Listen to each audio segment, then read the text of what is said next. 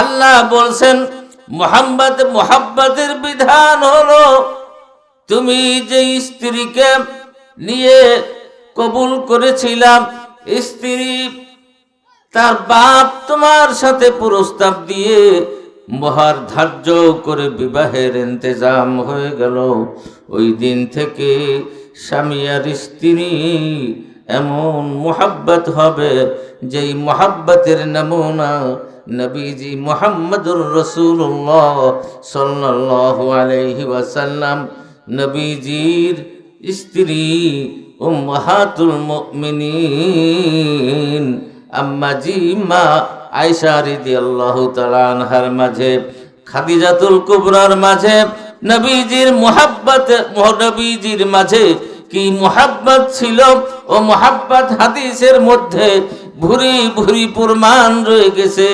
আজকে আমাদের দাম্পত্য জীবনে খোদার যে বিধান, স্বামী আর স্ত্রী একে অপরের সাথে মুহাব্বত, এই মুহাব্বতে গুনাহ হবে না, এই মুহাব্বতে নেকি হবে।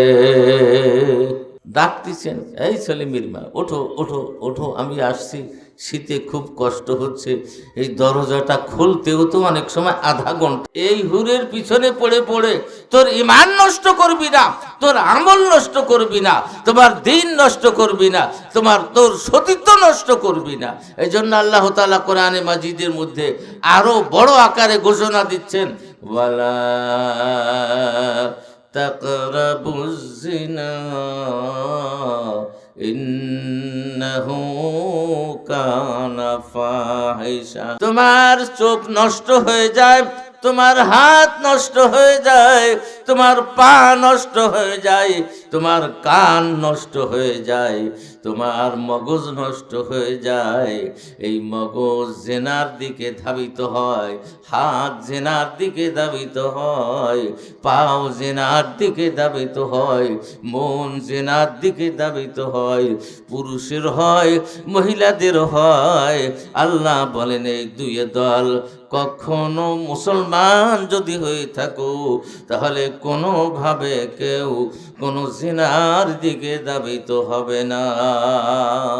মুআজ্জাজ হাজিরিন, আপনাদের দেশে আগে একবার আসার সুযোগ হয়েছে। আমার অত্যন্ত স্নেহের সম্পদ আপনাদের মাদ্রাসার মুহতামিম, মহিলা মাদ্রাসার পরিচালক জনাব হযরত মাওলানা আল আমিন সাহেব ছোটবেলায় মায়ের কাছে যেরকম ছেলে সন্তান মানুষ হয়, শিক্ষা পায়, ঠিকই আমি যে মাদ্রাসায় আছি সেই মাদ্রাসার পাশেই তাদের গ্রাম। ছোট থাকতেই আমার কাছে কিছু পড়াশোনা করছে, যতটুকু আমার কাছে পড়েছে আমি ইশারা বিশারায় বুঝেছি এবং বলতাম তখন যে আল আমিনের দ্বারা দ্বীনের কিছু খেদমত মনে হয় হবে। ঠিক সময় পার হয়ে যাওয়ার পর এখন দেখতেছি যে ঠিক যে দ্বীনের খেদমতের চিন্তা ধ্যান ধারণা আমি করতাম, আল্লাহ তাআলা হয়তো এটাকে কবুল করে নিয়ে আপনাদের এই এলাকায় দ্বীনের খেদমতে আল্লাহ তাআলা তাকে রেখেছে, ঠিক নাকি? আমি আরো দোয়া করি যে আল্লাহ তাআলা আজীবন যে পর্যায়ে খেদমতে আছে আল্লাহ তাআলা এই খেদমতকে যেন 1000 গুণ বাড়ায় দেয়। আর আপনাদের এলাকায় আর মনে হয় রাত 12টা বেজে গেছে নাকি? কয়টা বাজে? তো 10:30টার মধ্যে মনে হয় মাহফিল ভেঙ্গে যায় এদিক।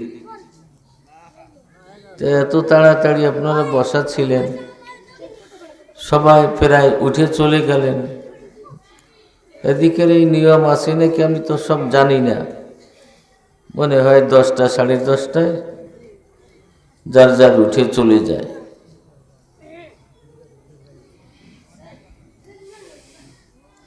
দিন ইসলাম এটা যত আগ্রহ করবেন, যত মোহাব্বত, যত আদব তমিজ, যত ভক্তি শ্রদ্ধা, মক্কা শরীফ থেকে মদিনা শরীফে হুজুর গেলেন, মক্কা শরীফে যে ভক্তি শ্রদ্ধা পেয়েছিলেন তার চেয়ে মদিনায় কম পাইছিলেন না বেশি পাইছিলেন? সেই ভক্তি শ্রদ্ধার ফল কি হলো? যে হুজুর সাল্লাল্লাহু আলাইহি ওয়াসাল্লামকে তারা কিয়ামত পর্যন্ত পেয়ে গেল। মক্কা শরীফ ওয়ালাদের কাছে হুজুরের রওজা মোবারক হয় নাই, যারা বেশি ভক্তি শ্রদ্ধা করেছে তাদের ওইখানেই রওজা মোবারক হয়েছে। ঠিক নাকি? ইসলাম কিন্তু এই ভক্তির উপরে, আদব তমিজের উপরে। আপনারা সদস্য হুজুরের নাম শুনছেন না? হযরত সদর সাহেব রহমাতুল্লাহ আলাইহির পীর ছিলেন ভারতে। সেই পীর সাহেবের নাম হাকিমুল উম্মত মুজাদ্দিদি মিল্লাত শাহ হাফেজ মাওলানা আশরাফ আলী থানভী রহমতুল্লাহ আলাইহি। নাম শুনছেন? থানভী, এক কথায় থানভী রহমতুল্লাহ আলাইহি। থানভী রহমতুল্লাহ আলাইহির কথা শুনতে শুনতে আমার অবস্থা এমন হলো যে আমি এক পর্যায়ে বাগেরহাট থেকে রওনা দিয়ে ঠিক সেই ভারতে হযরত থানভী রহমতুল্লাহ আলাইহির মাজারে মুবারকে পৌঁছে গেছি। কত পথ, কত খরচ, কত রাস্তা অতিক্রম করে দিলের টানে সব ছেড়ে রেখে দিয়ে আমি ওই পর্যন্ত পৌঁছে গেছি। কত বড় আল্লাহওয়ালা! এই বর্তমান শতাব্দীর মুজাদ্দিদ ছিলেন হযরত থানভী রহমতুল্লাহ আলাইহি।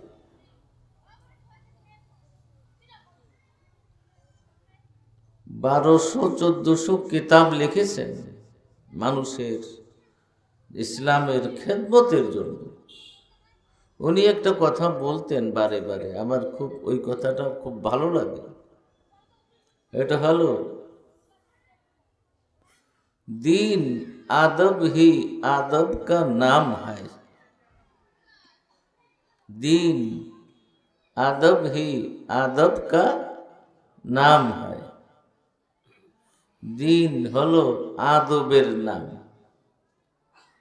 आदब तमिजेर नाम हलो कि दीन। अर्थात दीनेर मध्य सब काज देखबेन आदब तमिजेर साथे अंजाम देवा। একটু নামাজ পড়তে যাবেন, তার আদব হলো আপনি পাক সাফ হয়ে আসতে হবে নামাজে। নাপাক হয়ে নামাজের মধ্যে আসলে আপনার নামাজ কালাম কিচ্ছু হবে না। আর ওযু করতে হলে তার আগে যদি কোনো জরুরত থাকে তাহলে আদব হলো পেশাবের চাপ আসছে, পেশাব থেকে ফারেক হইয়া আবার পেশাবের আদব আছে, ঢেলা কুলুক ব্যবহার করে, ঢেলা কুলুকের পরে আবার আদব আছে পানি চুনি দিয়ে ভালোভাবে ধুয়ে আলাদা পাক সাপ ভিন্ন কাপড় দিয়া ওই পানি চুনি পরিষ্কার করে মুছে, মোট কথা পরিষ্কার পরিচ্ছন্নতা যত খেয়াল রেখে পালন করা যায় এইগুলির নাম আদব। তাহলে দেখেন 2 রাকাত নামাজ পড়তে কত আদব। তো 2 রাকাত নামাজ পড়তে আদব বজায় রাখতে প্রায় 11,000 মাসআলা দরকার। তাহলে 11,000 মাসআলা মানে 11,000 আদব তো দরকার। 2 রাকাত নামাজের জন্য 11,500 মাসআলার প্রয়োজন। আল্লাহ, তাহলে আপনাকে দেশে আমি শুনছি আলমীদের কাছে যে দেশের মানুষ আদবওয়ালা, তামিজ, ভক্তি, শ্রদ্ধা, মোহাব্বত, মায়া, মমতা, যে কয়জন বসা আছেন ওই কয়জন তো চলে যাবেন। কারা কারা যাবেন তারা একটু হাত উঠলেই বা উঠলে আমি বুঝবো এই কয়জন যাবে, আর বাকি কয়জন তো থাকবে। আর তাই না হয় না বুঝলে আমার মনে চাচ্ছে যে আবার 5 মিনিট পরে সব উঠে চলে যায় নাকি। কারা কারা শেষ পর্যন্ত বসা থাকবেন নিয়ত করেন। শেষে আপনার পেটে ব্যথা শুরু হয়েছে তো আপনার যাওয়াই লাগবে, জরুরত আসছে আপনার উঠে যাইয়ে জরুরত থেকে ফারেক হওয়া লাগবে। তো কারা কারা, বেশি সময় না অল্প সময় কারা কারা বসবেন তারা একটু হাত জাগালে আমি বুঝবো যে নাই কয়জন বসবে। আলহামদুলিল্লাহ, তো মেলা লোকে হাত জাগাইছে, আরো মনে হয় কিছু গেছে, জরুরত সারতে আসবে। চলে আসেন, ভালো হবে। আজকাল ইসলাম একটা মন মতো সব কিছু আরম্ভ হয়েছে। মুসলমান মন মতো সব তা আবিষ্কার করে করে চলার চেষ্টা করতেছে। এমন কি মন মতো অনেক সময় ওয়াজ শুনি তো মন মতো ওয়াজ। কি ভাই, ইসলাম কি মন মতো? না, ইসলাম আল্লাহর হুকুম, নবীর তরিকা মতো। ওয়াজ কি নবীর তরিকার খেলাফ হবে, না ওয়াজ নবীর তরিকা অনুযায়ী হবে? আজকাল শুনি নবী ওয়াজ হয় কিন্তু তরিকা মতো না। নবী কেমন ওয়াজ করেছিলেন? নাউজুবিল্লাহ, বেয়াদবি হয়ে যায় নাকি? আমার মনে হয় আজকাল যদি নবী এসে ওয়াজ করতেন তাহলে বর্তমান যে বক্তারা বেরোইছে নবীর ওয়াজ বাদ দিয়ে এই বক্তাকে ওয়াজ শুনতো মানুষ। কি কয় সদস্য হুজুর কত বড় আলেম। হুজুর যদি বেঁচে থাকতেন আর এই ওয়াজে বসতেন তাহলে এ বাদ দিয়ে আর একজনকে উঠোই দিলে যারা মন মতো ওয়াজ করতে পারে তারে উঠোই দিলে তার ওয়াজ শুনতো, সদস্য হুজুরের কথা ওয়াজে বসতো না। এই একটা শুরু হয়ে গেছে কিন্তু মন মতো। ইসলামের সমস্ত কাজ একটাও মন মতো হবে না, বরং সব নবীর কি মতো পারা যাবে। যে কয়েকজন বসা আছেন সব কি নবীর তরিকার মতো মুসলমান হয়ে আমরা ওয়াজ শুনতে আইছি, না তরিকার খেলাফ অনেক আছে? আছে মহিলারা যারা ওয়াজ শুনতে আইছে, তো মহিলা মাদ্রাসা, তো মহিলারা যারা ওয়াজ শুনতে আইছে মহিলারা কি আল্লাহর হুকুম মোতাবেক সকলে চলতেছে? কি বলেন? ওয়াজ শুনতে বেশি দূরে যাওয়া লাগে না। আজকাল মহিলারাও এমন ওয়াজ শোনা এবং বাড়ি বাড়ি পাড়ায় পাড়ায় তালিমের নাম দিয়া ওয়াজ করা আরম্ভ হয়েছে, যা কোনো হাদিসে নাই, যেন কোরআনে নাই, বরং এটা মহিলাদের মন মতো ওয়াজ আরম্ভ হয়েছে। ঠিক নাকি? আপনাকে দিক আছে নাকি? এত সস্তা ইসলাম। ওইভাবে মহিলাদের যদি মন মতো ইচ্ছে মতো ইসলাম তালিম এবং ইসলাম প্রচার করার ওইভাবে কোনো শর্ত শরাইত ছাড়া অনুমতি থাকতো তাহলে জুমার দিন বিটিরা মসজিদে যায় না কেন? আপনাকে জুমার দিন মহিলারা মসজিদে যায় না? মসজিদে যে আজান দেয়, কোন বিটি মুয়াজ্জিনের চাইতেও তার গলায় কিন্তু আওয়াজ বেশি আছে। আছে না আপনাকে দেশে পাড়ায় গ্রামে দুই এক মহিলা এমন আছে 10টা পুরুষ ওই বিটির সাথে পারবে না। আর চিল্লেতি এত পারে যে 10 জন বেটার চিল্লেনও যদি একত্রিত করা হয় তাহলে বিটির চিল্লেনের আওয়াজ তার চেয়ে বেশি হবে। আছে নাকি? মন মতো ইসলাম না। ইচ্ছে হলো যাই তালিমে যে 6 গ্রাম দূরে যে উঠলাম, এটা কিসের ইসলাম? কে বলছে আপনাকে? কোনো বড় মুহাক্কিক আলেমের কাছে জিজ্ঞাসা করে আপনার উপর ইসলাম নির্ভর যদি এতই করত তাহলে ঈদের নামাজ আপনি যে ঈদের মাঠে যে পড়তেন পড়াতেন তা তো আপনার যাওয়ারই পারমিশন নাই। আছে নাকি? জানাজার নামাজে বিটিরি আপনাকে কয় কাতার দেয়? আছে নাকি? তাহলে ইসলাম কিন্তু মন মতো না, খুব বুঝে শুনে ইসলাম পালন করতে হবে। এখানে এসে দেখলাম ওয়াজ শুনতে আইছে, এদিকে একজন ফুরুত করে দৌড়চ্ছে মহিলারা, ওদিকে একজন যাচ্ছে, ওদিকে একজন যাচ্ছে, আস্তে আস্তে তো শেষে মেলার মতো হয়ে যাবে। তো অত ইসলাম তো অত মেলার নাম না, খুব সাবধান সামলায় চলার নাম ইসলাম। আল্লাহ পাকের যে বিধান, সেই বিধান মতো চলার নাম হলো ইসলাম। আর রসুলের যে তরিকা, আর এই তরিকায় চলার নাম, পুরোপুরি পালন করার নাম হলো ইসলাম। আলেম হন, ছাত্র হন, তালিবে ইলম হন, মাদ্রাসায় পড়েন, ইমাম হন, মুয়াজ্জিন হন, রাজনীতিবিদ হন, শিক্ষিত লোক হন, মাস্টার হন, প্রফেসর হন, সকলকে ইসলাম পুরোপুরিভাবে মেনে চলতে হবে। কোন আলেমের জন্য ছাড় নাই যে আলেম এটা না করলে উনি আলেম মানুষ চলবে। আছে নাকি? কোন প্রফেসরের জন্য ছাড় নাই, উনি কলেজের লেকচারার, তো ওনার জন্য এটা ছাড় আছে। বুঝে আইছে? কথা বুঝে আইছে? এই জন্য ইসলামকে হুশ এবং জ্ঞান নিয়া ইসলামকে পালন করার নাম ইসলাম। দেখেন না মানুষ, আল্লাহ কোরআন শরীফে বলতে ওয়ালা তাকরাবুস সালাতা, হে তোমরা নামাজের কাছেও যেও না।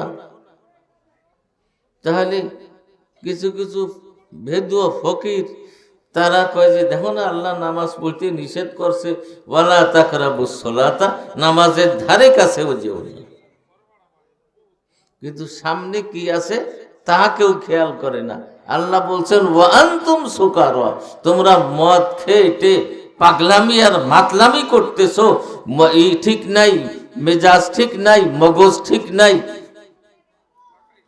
এমন মগজ বিকৃতি হয়ে যায় ওইগুলো খেয়ে যে নিজের ঘরের মধ্যে যাইয়া স্ত্রীরে নাউজুবিল্লাহ মা কই ডাক দিচ্ছে। কি খাইয়া? আর ঠিক নাই যে ওটা তো মা হয় না, সেইখানে যাইয়া মা বলে ডাকতেছে বউরে। ড্রেনের পাশে যাইয়া ড্রেনের এক পাশে ঘাড় বাঁধাই দিয়ে করছে, আরে এখানে বাঁকা কান, এখানে সোজা হয়ে যায়।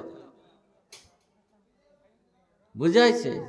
তাহলে ইসলাম, নামাজ, দিন, এটা সুন্দর এক পরিবেশে দিমাগ ঠিক রেখে পালন করার নাম হলো ইসলাম। পারা যাবে ইনশাআল্লাহ। মহিলা আর পুরুষ এই দুই দলের জন্য আল্লাহ তাআলা বিধান নাজেল করেছেন কি করেন নাই? নাকি সকলের বিধান এক? তাহলে বুঝেন, জ্ঞান দিয়ে মহিলারা বুঝবে যে আমাদের জন্য আল্লাহ এই বিধান দিয়েছেন আর পুরুষের জন্য আল্লাহ এই বিধান দিয়েছেন। সব বিধান একরকম না। আগের জামানায় পুরুষরা বিবাহ শাদী করত, তো আপনাকে দেশে পুরুষ মোহর দিত না মহিলারা মোহর আদায় করে? কি আপনাকে দেশে কারা দেয়? পুরুষেরা মোহর দেবে মহিলাকে। ধরেন 2 লাখ টাকা মোহর বাঁধলো, আদায় করবে কেনা? পুরুষ। যদি ওই পুরুষ আদায় না করে, ওই মহিলা সে তালাক হয়ে গেছে, তাহলে আদালতে যাইয়া 2 লক্ষ টাকা মোহর সে আদায় করে নিয়ে যাবে। কিন্তু মহিলা কি পুরুষরে মোহর দেয়? হ্যাঁ,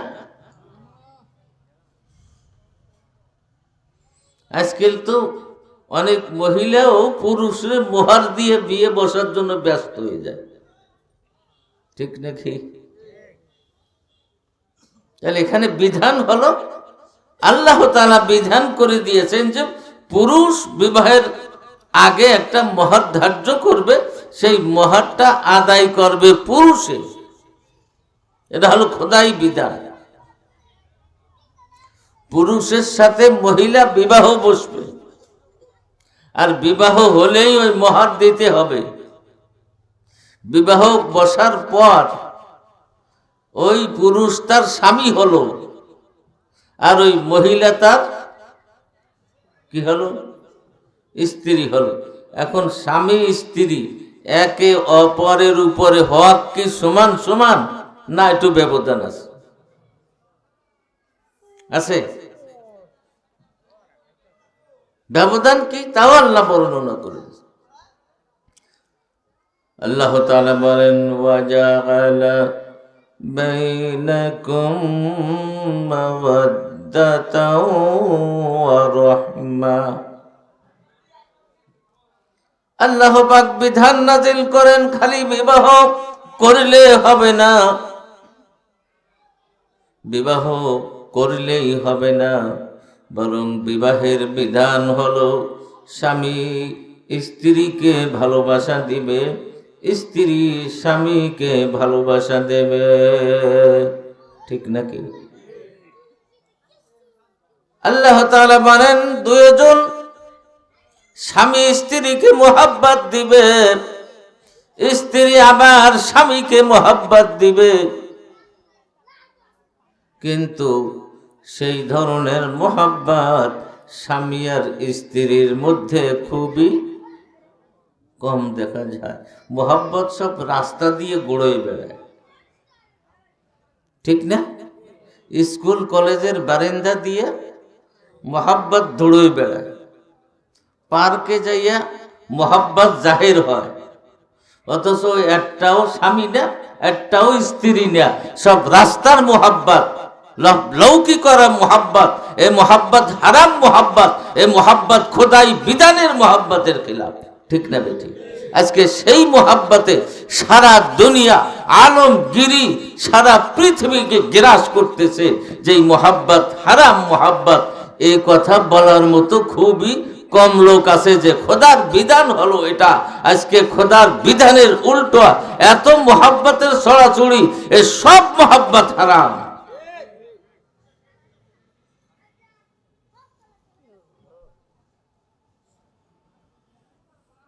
স্বামীর ঘরে বসে বসে সেই হারাম মোহাব্বতে কোনো কোনো মহিলা জড়ানো আছে না নাই? তাহলে কি বিধান মানতেছো তুমি মুসলমান হয়ে? আল্লাহ তোমাকে কি বলছে? আবার স্ত্রীর ঘরে স্বামী থেকে স্ত্রীকে কোনো ভালোবাসা আর খোদাই বিধানের মোহাব্বত না দিয়া স্ত্রী ছাড়া উনি যাই ভাউজ পাতায়। আপনার কাছে ভাউজ পাতানো আছে নাকি? এ কি কোন মুসলমান? আল্লাহ বলছেন মোহাব্বতের বিধান হলো তুমি যে স্ত্রীকে নিয়ে কবুল করেছিলাম, স্ত্রী তার বাপ তোমার সাথে প্রস্তাব দিয়ে মোহর ধার্য করে বিবাহের ইন্তেজাম হয়ে গেল, ওই দিন থেকে স্বামী আর স্ত্রী এমন মোহাব্বত হবে যেই মোহাব্বতের নমুনা নবীজি মুহাম্মদুর রাসূলুল্লাহ সাল্লাল্লাহু আলাইহি ওয়াসাল্লাম, নবীজির স্ত্রী উম্মাহাতুল মুমিনিন আম্মাজি মা আয়েশা রাদিয়াল্লাহু তাআলা আনহার মাঝে, খাদিজাতুল কুবরার মাঝে নবীজির মোহাব্বত, নবীজির মাঝে কি মোহাব্বত ছিল, ও মোহাব্বত হাদিসের মধ্যে ভুরি ভুরি প্রমাণ রয়ে গেছে। আজকে আমাদের দাম্পত্য জীবনে খোদার যে বিধান, স্বামী আর স্ত্রী একে অপরের সাথে মহাব্বত, এই মহাব্বতে গুনাহ হবে না, এই মহাব্বতে নেকি হবে। কি করেন আপনারা? গুনাহ এবার পেছে বেরিয়ে গেছি, নেকি হবে। আল্লাহর নবীর কাছে সাহাবা একরামের কিছু লোক জিজ্ঞাসা করলেন, কষ্ট হবে নাকি? দয়ার নবী,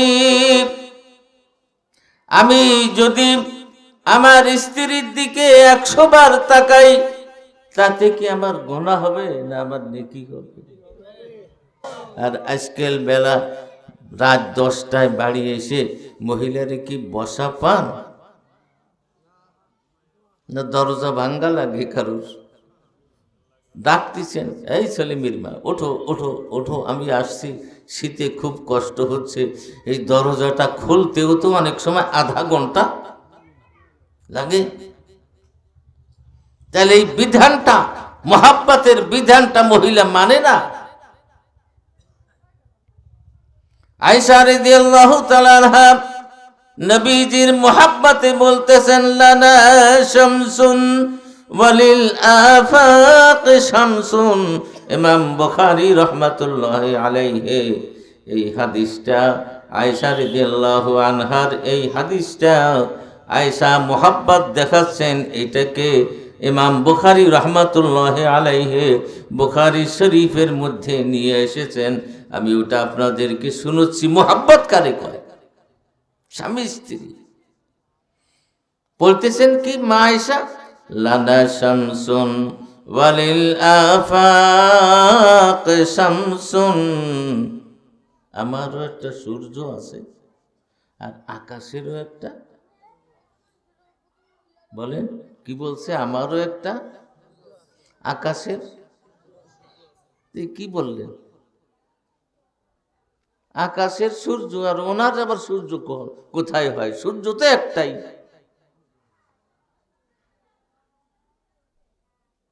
আল্লাহর নবীকে অত্যন্ত ভালোবাসার ক্ষেত্রে নবীকে সূর্যের সাথে তুলনা করছে।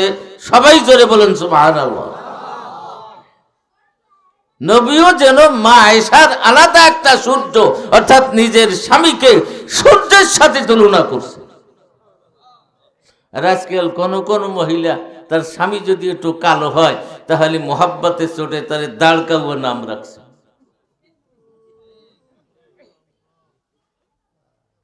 আপনাকে দেশে আছে কিনা জানি না। স্বামী একটু লম্বা টাইপের আছে, ওরে কাড়াইল বলে নাম রাখছে। স্বামী একটু গোল্লা টাইপের, এর নাম মার্বেল বলে না, মার্বেল বলে নাম রাখছে। এই হলো মুসলমানদের এই সব জায়গায় মার খেয়ে যাচ্ছে। খোদার বিধানটা, দাম্পত্য জীবন যখন আসবে তখন খোদার বিধানটা স্বামীও ঠিক মতো মানবে, স্ত্রীও ঠিক মতো মানবে। আর এই বিধানের মেইন কেন্দ্র হলো দুইজনের প্রেম আর প্রীতি, দুইজনের ভালোবাসা। আজকাল ভালোবাসা অবৈধ ভালোবাসায়, বাসায় বাসায় অবৈধ ভালোবাসায়, গ্রামে গ্রামে অবৈধ ভালোবাসায়, কলেজ ভার্সিটিতে সমস্ত জায়গায় অবৈধ ভালোবাসায় নাপাক আর নাপাক বানায় ছাড়ান দিছে সারা দেশটাকে। আর বুনিয়াদি ভালোবাসা হলো হালাল ভালোবাসা, যে ভালোবাসার মধ্যে একটা সংসার বড় সুন্দর শান্তির হয়। সেই ভালোবাসার কথা আল্লাহ তাআলা বিধান নাযিল করেছে। দুইজনের যত ভালোবাসা মজবুত হবে, সংসারটাও তত কি বলে ভালো হবে। আয়েশা রাদিয়াল্লাহু আনহা ভালোবাসা প্রকাশ করতে যাই যে আমরা দুইজনে স্বামী আর স্ত্রী, আমার কাছে আমার স্ত্রী, আমার কাছে আমার স্বামীর মোহাব্বত, দয়ার নবীর মোহাব্বত এত বেশি মোহাব্বত, আকাশের একটা সূর্য আছে, আমি আয়েশা আমারও একটা সূর্য আছে। আকাশের সূর্যের নাম সূর্য, আমার সূর্যের নাম নবীজি মুহাম্মদুর রাসূলুল্লাহ। জোরে বলেন সাল্লাল্লাহু আলাইহি ওয়াসাল্লাম। তাহলে মোহাব্বত কত! আর এদের আমাদের মোহাব্বত হলো ওই যে একটু কালো হলে তারে মহিলা নাম রাখছে দাড় কৌয়া, একটু লম্বাটে হলে তার নাম রাখছে কেড়াল, আর একটু আবার গোলগাল হলে তার নাম মাটবল। এটা বাদ দিয়ে আল্লাহর দেওয়া মোহাব্বতের যে বিধান আছে, এই বিধানটা পুরো কার্যকারী যেই সংসারে হবে, অর্থাৎ স্বামী আর স্ত্রী আর কিছু বোঝে না, মায়েশার মতো একজন আর একজনের সাথে মোহাব্বত। মায়েশা নবীকে অর্থাৎ নিজের স্বামীকে সূর্যের মতো তুলনা দিয়ে মোহাব্বত প্রকাশ করতেছে। আজকাল প্রত্যেকজন স্ত্রী আল্লাহর নবী আর মায়েশার যে সুন্নাত আছে মোহাব্বত প্রকাশ করার সুন্নাতটা, অর্থাৎ একজন আর একজনকে কি মনে করবে, স্ত্রী স্বামীকে কি মনে করবে বলে? ওয়াজ খালি শুনলে হবে না, আজকাল তো আজগবি ওয়াজ আসমান থেকে পড়বে, কিছু কিছু ওয়াজ না বোঝা যাবে। পরশুদিন এক ওয়াজের ফেলায় পড়ছি, এ বেটা যে কি ওয়াজ করে তার নিজেও বোঝে না, আমরাও বুঝি না। ঘন্টা দেড়েকে ওয়াজ করলো, মুসল্লির কয় হুজুর যা কলো টলো, কোনো কিছুই বুঝিনি। আজকে এই ওয়াজের ফালা কিন্তু খুব ভারী হচ্ছে। আমার ছাত্র যদি 5 মিনিট ওয়াজ করে, দেখবেন সে ওয়াজের আগা আছে, তার গোড়া আছে, তার সূচনা আছে, তার শেষ আছে, তার হাত আছে, তার পা হতে হবে, তার মুখ হতে হবে, তার চোখ হতে হবে, তার জবান হতে হবে। এইভাবে ওয়াজের সব কিছু সুন্দর একটা বডি হবে।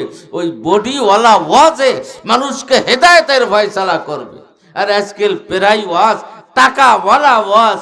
আর এই যে একটা শুরু হয়েছে, এইটা আজকাল ওয়াজ এই ছড়াই দিয়া তারপরে তো এইটাই ওয়াজ রে বাড়াইছে।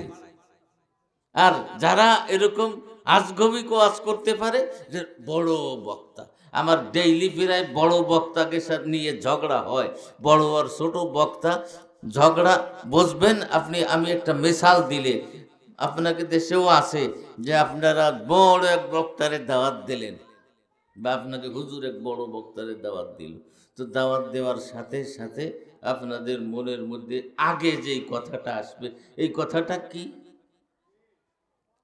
কেউ করতে পারে? বক্তারে কত টাকা দিতে হবে? যেই বড় বক্তার দাওয়াত দিলেন হুজুর, এই বক্তারে কত টাকা দিলে আসবে? এটা আগে আসে না? আসে না। আমাদের ওদিকে তো এটাই আসে। আমি বলি যে বক্তা বড় আর ছোট এর মধ্যেই সীমাবদ্ধ।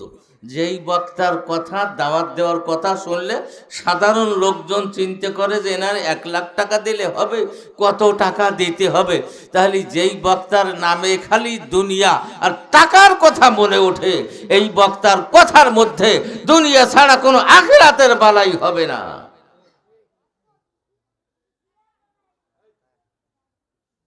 এই বক্তা খানিক বাহবা দিয়া গোছ গাছ কায়দা করে কিছু বলে টলে, আজকাল তো বাংলা পয়ার বের হচ্ছে, যা আগের জামানায় বিটিরে ওই বাংলা পয়ের গুলি বলতো, এইগুলো বলে টলে 2-3 ঘন্টা নষ্ট করলো।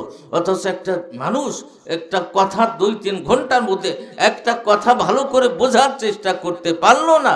তার কারণ কি? এই জন্য বক্তাকেও আমি বলি যে ওয়াজ করবা নবীর সুন্নাত এবং আল্লাহ পাকের আদর্শগুলি, এই ওয়াজ করো, তাই না হয় এই ওয়াজ করে জান্নাতেও যাওয়া যাবে না।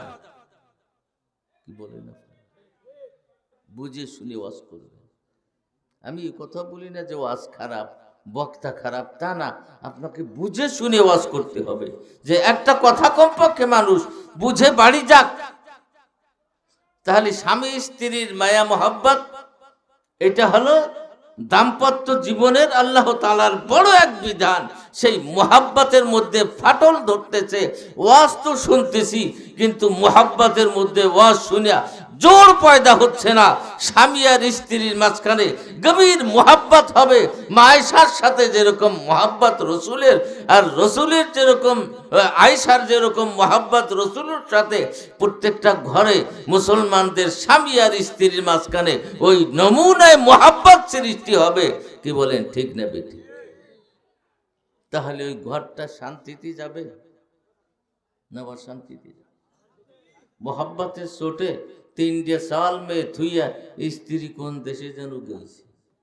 আপনার দেশে এগুলো হয় না?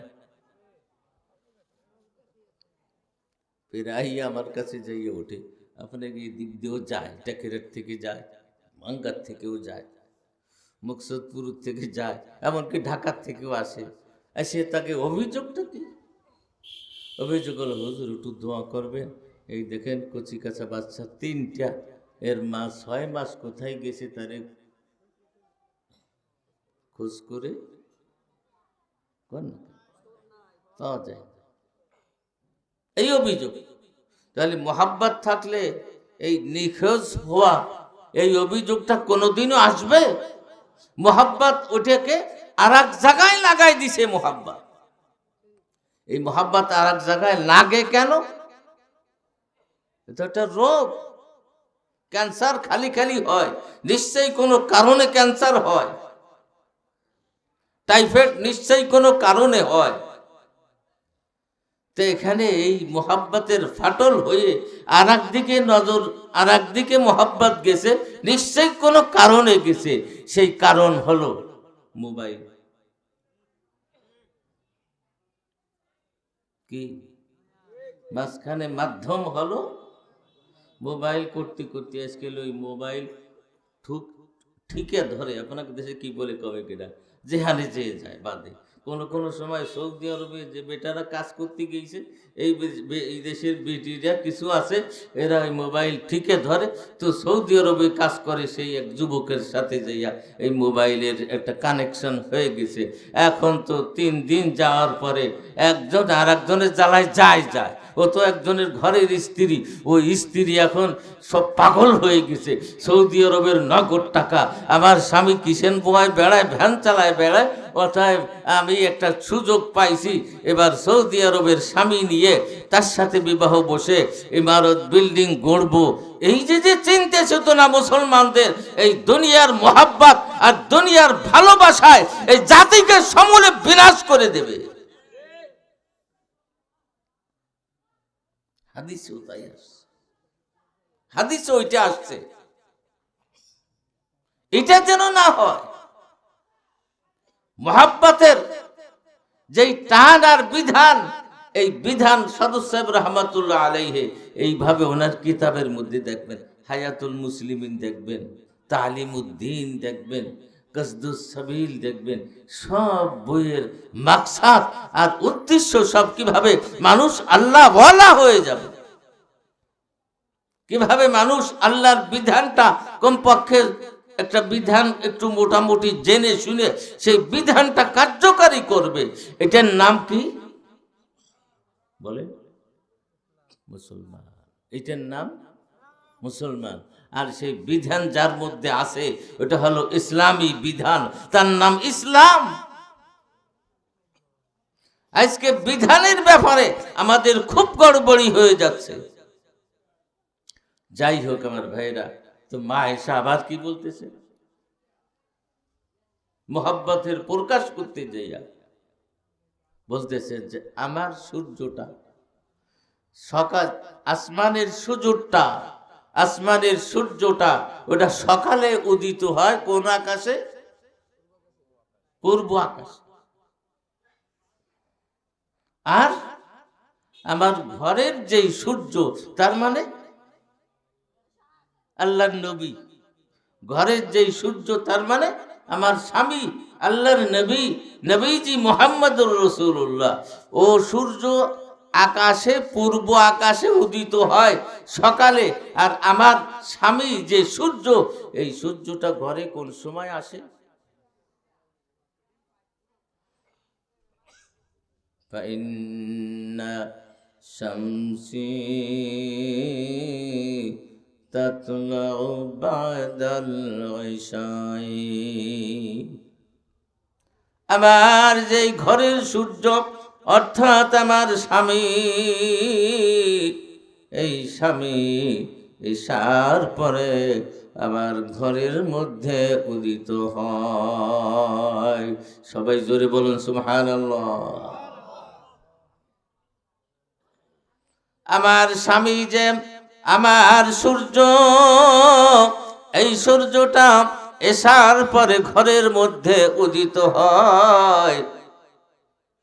আর ঘরের মধ্যে উদিত হওয়ার পরে মা আয়েশা বলেন, আবার স্বামী যখন ঘরের মধ্যে আসে তখন তার ওযুর পানি দরকার হলে আমি আমার স্বামী মুহাম্মদুর রাসূলুল্লাহকে আমি পানির ইন্তজাম করে দেই। সবাই বলি সুবহানাল্লাহ।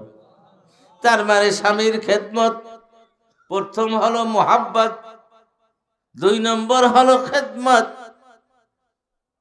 স্বামী বাড়ি আসার পরে তার যত খেদমতের দরকার, প্রথমত তার ওযু করার জন্য পানি দরকার, শীতকালে ঠান্ডা পানি দরকার। কি কর বাড়ি গেলে গরম পানি মেলে। মুহাব্বতের পরপরই খেদমত। সেই ঘরের মধ্যে স্বামীর খেদমত নাই, শ্বশুর শাশুড়ি বুড়ো মানুষ তাদেরও খেদমত নাই, বাচ্চা কাচ্চা গুঁড়োগাড়া যাদের আছে তাদেরও ঘরে পরিচর্যা নাই। ঠিক নাকি? ওরে ভূতের বাসা বাঁধছে ঘরের মধ্যে, অন্তরের মধ্যে শয়তানের আন্ডা পাল্টেছে। অতএব কোন জায়গার খেদমত আর কোন জায়গার পরিচর্য কোনটাই ঘরের মধ্যে ঠিক নাই। শয়তানের বাসা বাঁধতেছে মাধ্যমকে, কে মাধ্যম? মোবাইলে খালি ঘুরলি কার চেহারা ভালো, আজকে চেহারা মহিলা হোক পুরুষ হোক, মহিলা পুরুষের চেহারা আর পুরুষ মহিলাদের গান, এই তালেই দুনিয়াটা নাচতে তালে আছে।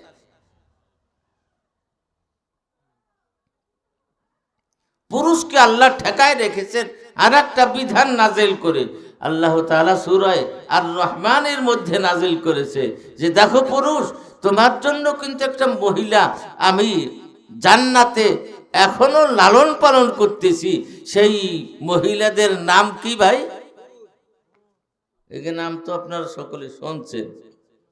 আর আল্লাহ তাআলা বলেন, এমন হুর তোরে দেব যেই হুর লাম ইয়াতমিসুহুন্না, যাদেরকে কখনো কোনো জিনে কোনো মানুষে স্পর্শ করে নাই, এমন সুন্দর হুর তোদেরকে দান করব।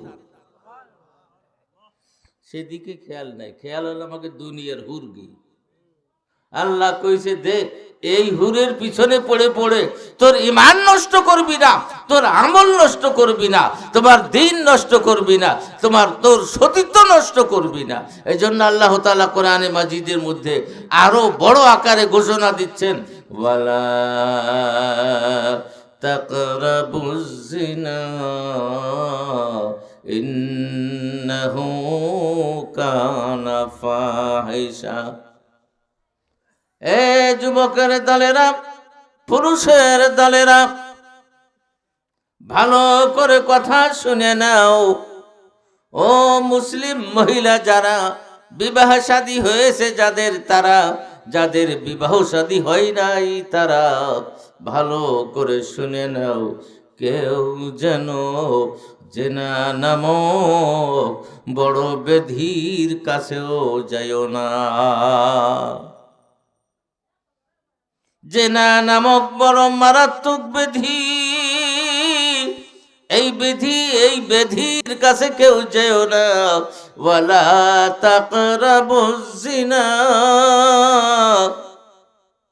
তুমি যদি তোমার চোখ নষ্ট হয়ে যায়, তোমার হাত নষ্ট হয়ে যায়, তোমার পা নষ্ট হয়ে যায়, তোমার কান নষ্ট হয়ে যায়, তোমার মগজ নষ্ট হয়ে যায়। এই মগজ জেনার দিকে ধাবিত হয়, হাত জেনার দিকে ধাবিত হয়, পাও জেনার দিকে ধাবিত হয়, মন জেনার দিকে ধাবিত হয়, পুরুষের হয় মহিলাদের হয়। আল্লাহ বলেন এই দুই দল কখনো মুসলমান যদি হয়ে থাকো তাহলে কোনোভাবে কেউ কোনো জিনার দিকে ধাবিত হবে না। তুমি যদি মুসলমান হও, তুমি যদি গবুচন্দ্র হও, তাকে আমি আল্লাহ নিষেধ করতেছি না। তোমাকে তো আমি কোরআন দিয়েছি, আর কোরআনের মধ্যে আমি যে বিধান দিয়েছি, এই বিধানের একটা বিধান হলো তুমি কখনো জেনা বেবিচারের দিকে যাবা না। তোমাকে কিন্তু তোমার মধ্যে যে কুপ্রবৃত্তি আছে, নফস আছে, এই নফসে একদিক থেকে আরেক দিক টানাটানি করবে। খবরদার তুমি তোমার নফসকে সামলাইয়া চলো। মাকুন নফসে আমারা पैरवी के नागा गिरफ्तार दो জখসবি। তোমার মধ্যে যে কুপ্রবৃত্তি আছে, এই কুপ্রবৃত্তি বুড়ো হয়ে গেলেও তোমার নজরের মধ্যে কুপ্রবৃত্তির আসর রয়ে যায়। তোমার ওই সমস্ত খারাপ কাজগুলি করতে মনে চায়, তোমার ওদিকে অগ্রসর হতে মনে চায়, কিন্তু শরীরে বল নাই বলে পারিয়ে ওঠো না। কিন্তু তোমার যে আগ্রহ আছে, এই আগ্রহের কারণে তোমার কবিরা গুনাহ হবে। কি গুনাহ হবে? গুনাহে কবিরা হবে। এই জন্য তোমার ঘরের মধ্যে যদি মোহাব্বত হয়ে যায়, স্বামী আর স্ত্রীর মোহাব্বত পুরোপুরি হয়, তাহলে তোমার এই চোখ নষ্ট হবে না, তোমার চোখ অপর মহিলার দিকে পড়বে না। আল্লাহর নবী বাইরে একটু ঘুরতে এসেছেন, আল্লাহর নবী একটু ঘুরলে দিয়ে আবার ঘরের মধ্যে গেলেন। ঘরের মধ্যে যে মহিলা তার মাহাতুল মুমিনিনের সাথে বড় ঘটনা এইভাবে সংক্ষেপ করে নিয়ে আসতেছি, তাদের সাথে অল্প স্বল্প আলাপ করে আবার বের হয়ে আসলেন।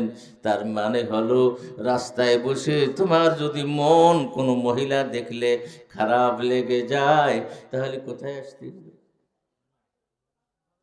ঘরে আসতে হবে। নবীর বিধান এটা।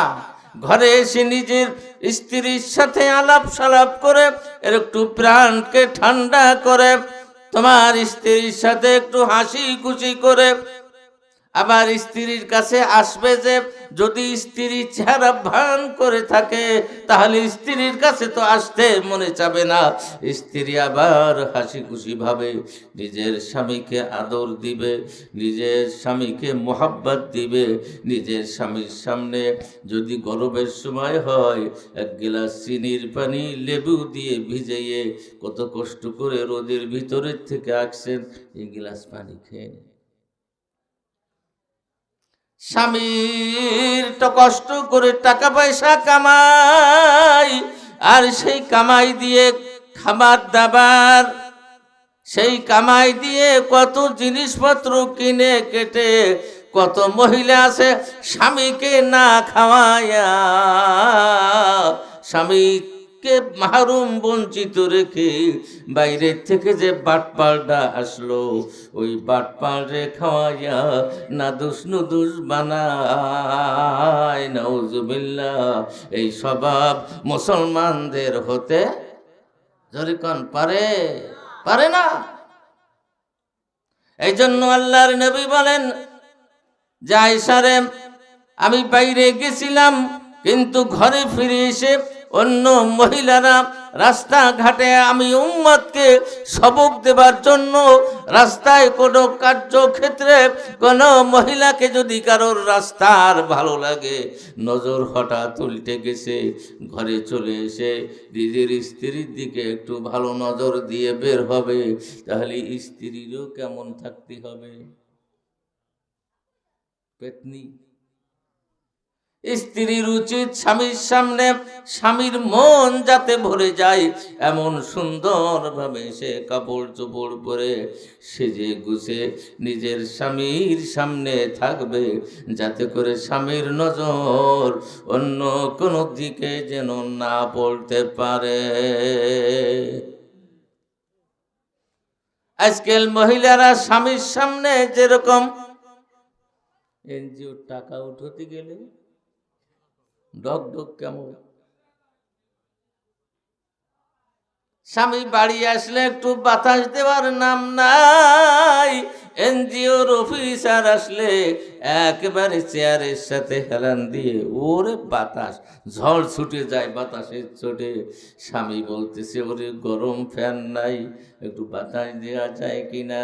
একবার বাতাস ঘুরলে দিয়ে পাখা ঘুরলে দিয়ে বলে আমার হাতে বাত উঠছে। কি উঠছে মানে স্বামীর খেদমতটা তার মোটেই গ্রহণযোগ্য তার কাছে নাই। খেদমত বাজে জায়গার খেদমত করতে করতে মরবে। চিতলমারি থেকে একটা মেয়ে বের হয়ে গেল স্বামীর ঘরের থেকে, যাইয়া ঢাকায় যে কোথাও যে উঠছে, সেইখানে বিয়ে হয়েছে না কি হয়েছে, 2 বছর না 1.5 বছর পরে সেই মহিলার লাশ চিতলমারির বাস স্ট্যান্ডে এসে উঠছে। কোনো লোক নাই, ওরা বাসে উঠোই দিয়ে, ও লোক নাই যে যারা মারছে বা মরছে বা যেখানে বিয়ে হয়েছে। তাহলে আমি শেষে বললাম যে দেখো, নিজের স্বামীকে ছেলে মেয়েকে রেখে দিয়ে স্বামীকে ডিনাই করে এই যে ছেলে মেয়ের বদদোয়া লাগে না আছে নাকি নাই? কি বলেন, যে ছেলে মেয়ের বদদোয়া লাগে, স্বামীর বদদোয়া তো কিছু লাগে না। স্বামীর বদদোয়া লাগে, স্ত্রীর জন্য স্বামীর বদদোয়া সাথে সাথে লেগে যায়। আমি বললাম যে দেখো, এই মহিলাটা 2টি সন্তান রেখে দিয়ে ঢাকায় কাটালো 2 বছর। কি বৈধভাবে কাটাইছে না অবৈধভাবে? অবৈধভাবে কাটাইয়া শেষ পর্যন্ত স্বামীর বদদোয়ায় আবার ছেলে মেয়ের বদদোয়ায় মরা লাশ হয়ে আবার দেশে ফিরে আসতে হলো। এই জন্য মা বোনেরা খুবই সাবধান। বদদোয়া বড় এক জিনিস আছে। আমি দেখেছি সৌদি আরব থাকতো একজনে, তার টাকা পয়সা পাঠাতো, আর ওই মহিলাটা তার সমস্ত টাকা এ বন্ধুর সাথে, ও বন্ধুর সাথে ওই দিকে দিয়ে সেই দিকে দিয়ে ঘুরে ফিরে বেড়াতে বেড়াতে তার প্রায় 20 লক্ষ টাকা নষ্ট করে বাড়ি আসার আগে যা টাকা ছিল তাই নিয়ে আর একজন পুরুষের সঙ্গে বিবাহ বসেছে। বাড়ি বেচারা আসছে বড় আশা নিয়ে, এসে দেখে যে সে সোনার চান পিতলে গুগু ঘরে নাই। ঘরে নাই অমুক জায়গায়। আচ্ছা, ও লোক সবর করেছে, আল্লাহর কাছে মামলা দিয়ে দিছে। 6 মাসের মধ্যে হাত পড়ছে, পা পড়ে যাইয়া এইভাবে বিছান ধরা হইয়া বছর যাইতে না যাইতে ঘরের মধ্যে লাশ হয়ে পড়েছে। আমাকে জানাজা পড়াতে ডাকছে। আমি বললাম ও নেমো আমের জানাজায় আমি যাইতে পারি না। স্বামীর বদদোয়ায় ওর কপাল পুড়ে গেছে। আজকাল স্বামীর বদদোয়ার তোয়াক্কা মহিলারা করে না। খুবই মনে রেখেন, স্বামীর বদদোয়ায় কিন্তু ধ্বংস অনিবার্য। স্বামীর বদদোয়ায় অতি সত্বর আসমান থেকে বিপদ নাজিল হয়ে যায়, যেই বিপদে গ্রাস হয়ে ওর জীবন বিপন্ন হয়ে যায়। অনেক সময় স্ত্রীর বদদোয়ায় স্বামী কিন্তু ঘরে পড়ে যায়, স্ত্রী আবার স্বামীর বদদোয়ায় ও তো ঘরে পড়ে যায়, শেষ হয়ে যায়। এই জন্য আমি প্রথম কথা বলেছি, 2 জনের মাঝখানে কি লাগবে? মহাব্বত লাগবে। যে কয়জন এসেছেন বসেছেন ঘরের মধ্যে, এই মোহাব্বতটা যেন দুইজনের মাঝখানে সৃষ্টি করার জন্য কিছু কাজ আছে না? নাই তো আপনি হাটে ঘাটে গেলেন, আসার সময় সবার জন্য সব বাজার ঘাট করে আনলেন, আপনার খোকার মায়ের জন্য ছোট্ট একটা টোপলা আনা লাগে না? লাগে না? ওটা কেউ দেখবে না। দুইজনে বসে বসে মোহাব্বতের সাথে এক জায়গায় বসে এটা খাইবেন, ব্যবহার করবেন। এই মোহাব্বত, এই একটা কাজের দ্বারা মোহাব্বতের মধ্যে উন্নতি হয়। আল্লাহ সেই মোহাব্বতের তারাক্কি করার জন্য বলেছে, ওয়াজাআলা বাইনাকুম মাওয়াদ্দাতাও ওয়া রাহমা। আমি এই কথাগুলো এই জন্য বলতেছি, এটা হলো মহিলা মাদ্রাসা। এই জন্য মহিলা মাদ্রাসা করা হয়, যে মহিলা মাদ্রাসার মহিলারা কোরআন শরীফ শিক্ষা করে, ইসলাম ভালো করে বুঝে, ইসলামী সুন্দর এক সংসার রচনা করার যোগ্যতা ওর মধ্যে অর্জন হয়। আপনার মেয়েরাদেরকে মহিলা মাদ্রাসায় দিয়ে দিয়ে ওই সাহাবাদের স্ত্রীদের যেই নমুনা, এইগুলি শিক্ষা করে করে ওই ইসলামী ধ্যান ধারণা, ইসলামী তাহজিব তামাদ্দুন, দাম্পত্য জীবনে কোনটা লাগবে, ওস্তাদরা ওটা টুকে টুকে বাইরে বসে বসে ওই মহিলাদেরকে ভালো করে শিক্ষা দেবে। খবরদার আবার এমন কোনো খেয়ানতদার উস্তাদ যেন না হয়, যেই উস্তাদের মাধ্যমে আবার মেয়েটা গুনার রাস্তা খুলে সামনে অবৈধভাবে জীবন যাপন করে। এমনও তো অনেক মহিলা মাদ্রাসা আছে নাকি? না, এই মহিলা মাদ্রাসা হবে না। বাবারে, তুমি যদি জাতির খেদমত করতে নেমে থাকো, তাহলে তোমাকে সংযমী হতে হবে, তোমার চোখের হেফাজত করতে হবে, তোমার মনের চাহিদা ভালো করে দমাতে হবে।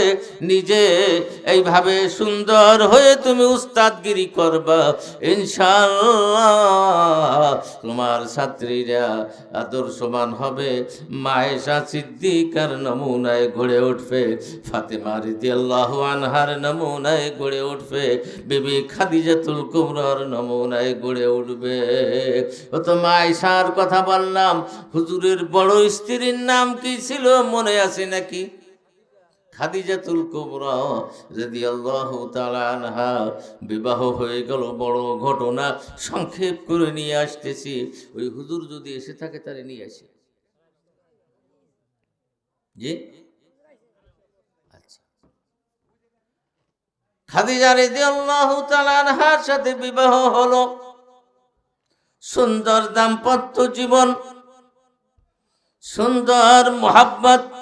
আবার দুইজনের মাঝখানে এমন মোহাব্বত, যে মোহাব্বতের মধ্যে কোনো ত্রুটি নাই, ফাটল নাই। আজকাল অনেক মোহাব্বতের মধ্যে মুনাফিকিও আছে না? নাই? যেরকম আছে, স্বামী বসে আছে, স্ত্রী বসে আছে, স্বামী অসুস্থ, স্ত্রী তার জায়গা জমি নেবার জন্য ও ভাবনা করতেছে কোন সময় যেন মরে পড়ে। তো স্ত্রী ডাকতেছে, হো আল্লাহ, তুমি দয়া করি এনার জানটাকে নিও না, আজরাইল খবরদার ওনার জান যেন নিতে এসো না। আল্লাহকে বলতেছে, যদি আল্লাহ আমার মরণ ওনার মরণের সময় হয়ে থাকে, ওইটা ওনাকে না দিয়া মরণটা তুমি আমার দিও, যে আমি স্বামীর আগে মরতে পারি। এটা কল্পনা, আর আকাঙ্ক্ষাটা নকল আকাঙ্ক্ষা, ভিতরে নাই, ওটা মোহাব্বত নাই। এবার নকল আকাঙ্ক্ষা করে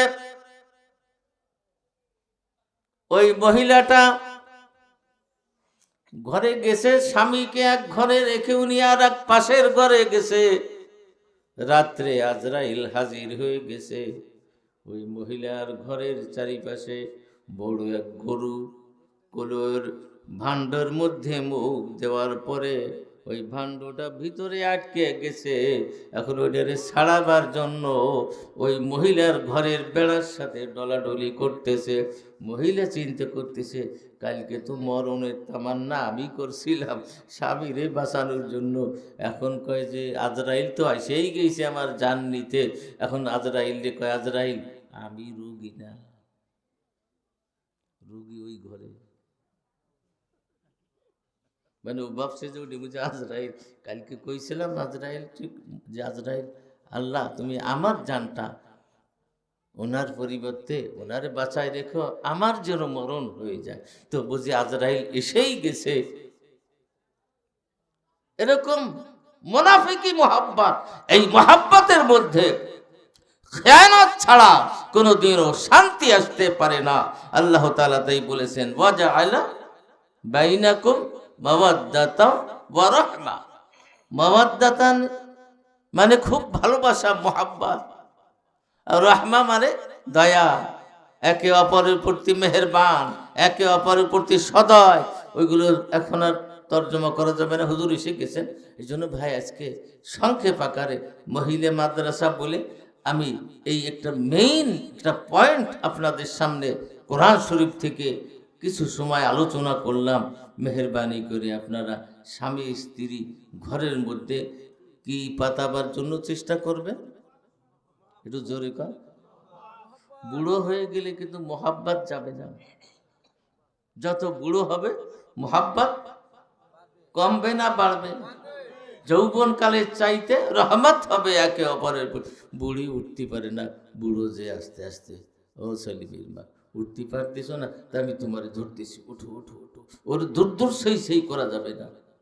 আবার ওই স্বামী ওরকম উঠতে পারে না, আচ্ছা আমি লাঠি এনে দিচ্ছি, কষ্ট হচ্ছে তো আমারও ধরো, লাঠিও ধরো, কি খাবা পুরা মন দিয়ে বলো, তোমার যা চাহিদা আমি ইনশাআল্লাহ আমার চামড়া বিক্রি করে হলেও তোমাকে আমি এনে খাওয়াবো। এটা হলো আসল নির্ভেজাল মোহাব্বত স্বামী স্ত্রীর মাঝখানে।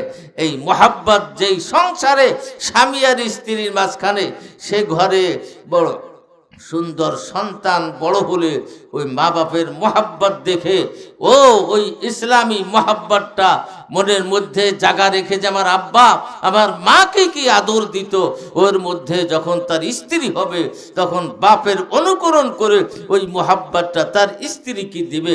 মেয়ে যখন মায়ের মধ্যেই মোহাব্বত দেখবে তখন ওইটা মেয়ের মধ্যে আসবে। এই মেয়ের মধ্যে আসার পরে তার স্বামীকে সেই মোহাব্বত দিয়ে সব জায়গা ঘরের সংসারের মধ্যে একটা মায়া মমতার সুন্দর পরিবেশ হবে। আল্লাহ তাআলা এই মোহাব্বতের পরিবেশের মধ্যে কি দেয়?